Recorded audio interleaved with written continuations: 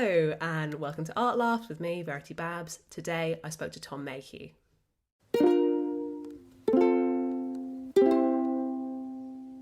I'm here today with Tom Mayhew. Tom, please introduce yourself. Hello, I'm Tom Mayhew. I'm a stand-up comedian, a writer, and someone who knows very little about art. Yay! You have picked a poster for us today that is pride of place in your bedroom. Yeah, it's literally. I mean, I could probably show people if can they see it. I don't know whether they can. No, I it's mean, right in the corner, but we got the idea. you got the idea. We could just say it's over there somewhere. Yeah. And this is a poster I got from a gig in about 2013, I think it was. Plan B. Yes, Plan B, who's like I mean, I knew him first as a rapper, and then he did like soul music, and then he did rap again. So he's kind of done loads of different genres, and I like the poster because it's kind of taken two album artworks and kind of meshed them together, which I think is quite a cool idea. Because the tour basically he did songs from one album in the first half, songs from one album in the second half. So I thought it was quite a good kind of way of melding the two together, which I thought was quite cool. I like how obviously it's sort of like the posters you get on the street where one's been torn down, you can see the one behind it, and he's kind of just made that into one image.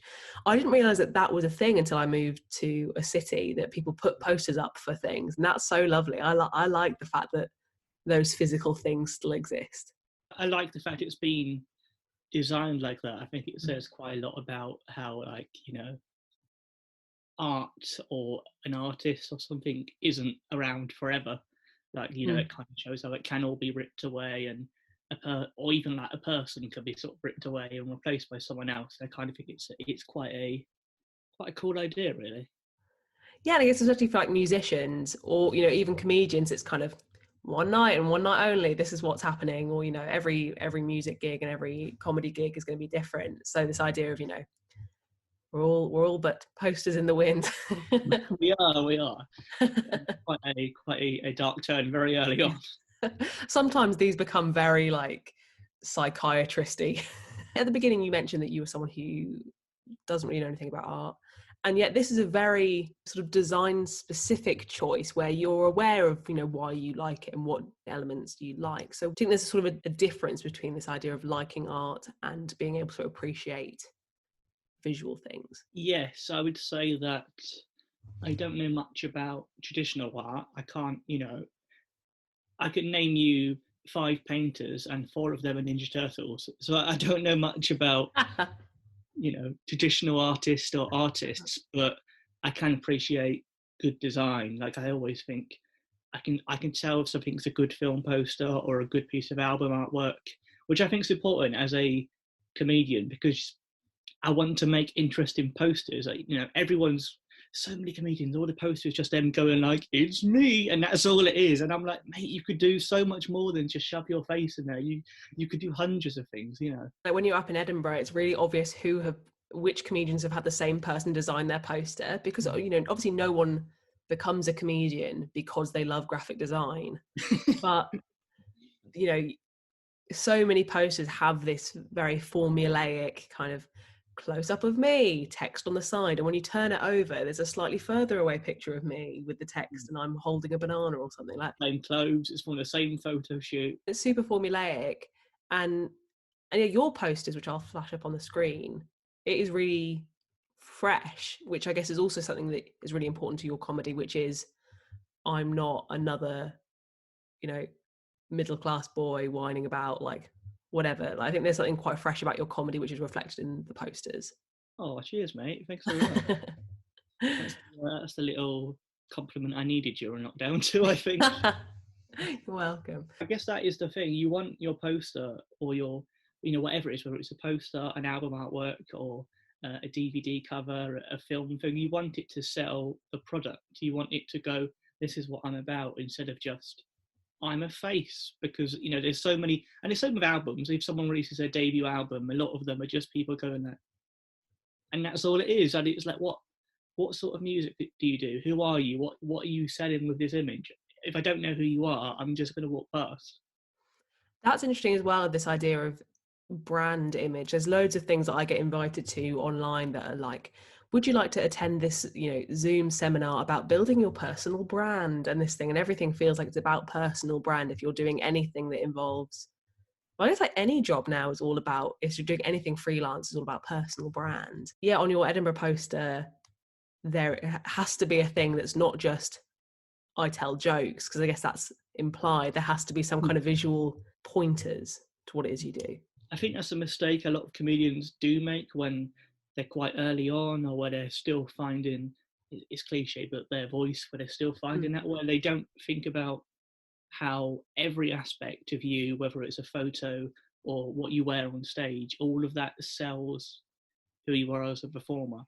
So your poster shouldn't just be you going, "Oh, it's me with a t-shirt with Kermit the Frog on it," because then people come to the show and they'll go, "Where's the joke about Kermit the Frog?" And you'll be like, "Oh, I just wore that t-shirt because I thought it was nice." It's like, no, people read into things, and it should sell your persona. Because if you saw someone with a Kermit the Frog t-shirt and then you went and it's Frankie Boyle calling everyone a cunt, it could upset a load of children. Let's be honest. Yeah.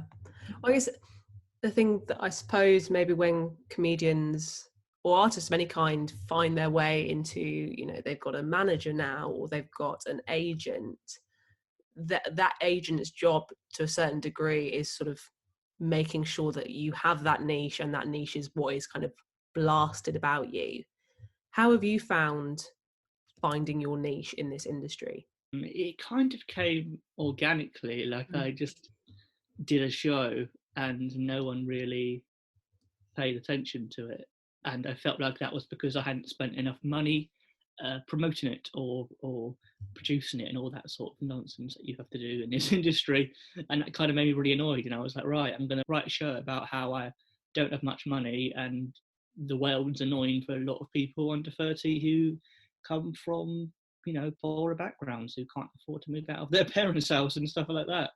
Like you say, it comes organically, and when you're writing new shows and writing like new sets, do you find that topic, those topics aren't things you have to kind of shoehorn in? I suppose that the worry would be that if for comedians who are told this is your niche, when they go and write something completely different, people might go, but we miss the niche. Where's that? I suppose it's the kind of typecasting thing that happens a lot, and especially, I guess, female comedians or comedians of color have that thing of, I did a set where I didn't talk once about being a woman or being a person of color, and people wondered why. Does the material that includes those topics that are so important to you, do they come up time and time again, or do you ever move away from them? I'm happy to talk about them because it's stuff I'm passionate about, and I think it's important.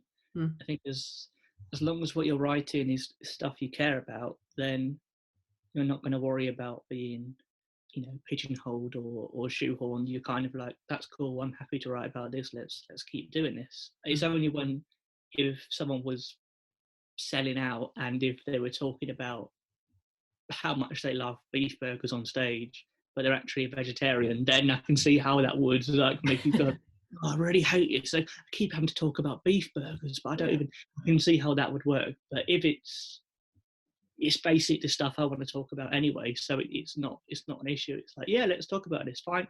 Finally, someone's interested in actually listening, which is lovely. I was in conversations recently about whether this idea of artists selling out, and about, whether Banksy is still a kind of working class hero now that he's obviously very wealthy, and people collect his work, and the same thing with people like Damien Hirst, who, came from working class backgrounds and now obviously, incredibly wealthy and make art that is made out of diamonds and stuff like that. And is that wrong? I suppose that with the change of circumstance, do you have to let go of the things that are important to you at the beginning of your career?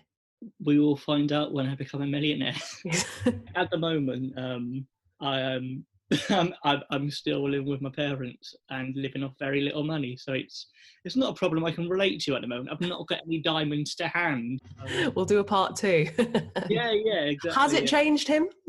Yeah, it's just me, and I've just like literally got gold all over my face. I don't even know how, but Thousands of artworks behind you. I don't even like art, but I can buy it now. So. I don't even know who this is, like Picasso or something. Never heard of him, mate. I'm just looking at the poster again 'cause it's at the side of my screen. I don't know anything about Plan B, about whether that's like his background as well, in terms of like whether this like kind of postering would be sort of similar to where he grew up and things like that. But I do appreciate the fact that I think posters are a really nice sort of democratic medium. Like everyone can see a poster, Mm. but not everyone can go to like the National Gallery.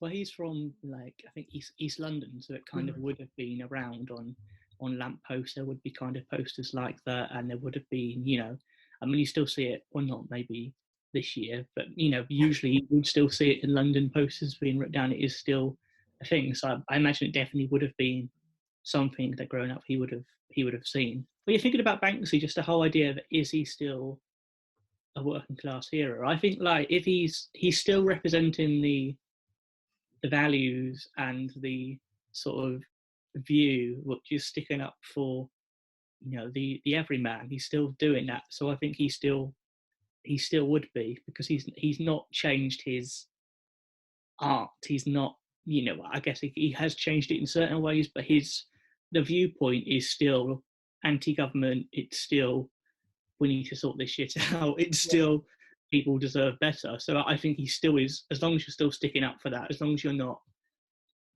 someone who is going on about how rich you are and how actually you've changed your mind, now you're rich. And Yeah.